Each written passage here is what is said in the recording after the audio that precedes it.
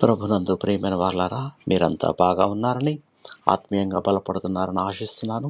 ఈరోజు దేవుడు మనకు బయలుపరుస్తున్న ఒక వాగ్దానం యెహోషువ గ్రంథం 1వ అధ్యాయము 9వ వచనంలోని కొంత భాగము. నీవు నడుచు మార్గమంతటిలో నీ దేవుడైన యెహోవా నీకు తోడై ఉండును. ఇది మోషే తరువాత నాయకత్వ బాధ్యత తీసుకుంటున్న యెహోషువ జీవితంలో దేవుడు అతనితోటి ఈ మాటలు చెప్పి ధైర్యం చెప్పాడు. దేవుడు చెప్పిన మాట చాలా స్పష్టమైంది. భయపడకము, కలవరపడకము, ఎందుకంటే యెహోవా నీతో ఉన్నాడు.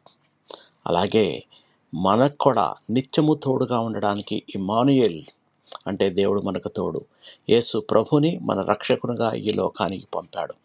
మనం ఈ క్రిస్మస్ దినాల్లో ఉన్నాం కాబట్టి మన కొరకు వస్తున్న దేవుని తోడుని, ఇమ్మానుయేల్ని మన హృదయాల్లోకి ఆహ్వానిద్దాం.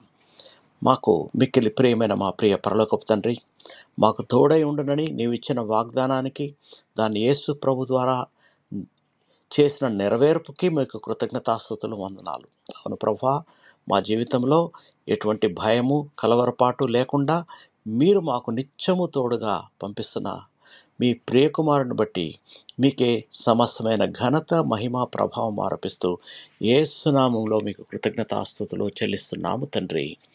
ఆమెన్.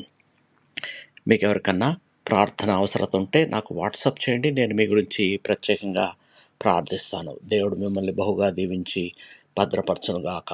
ఆమెన్.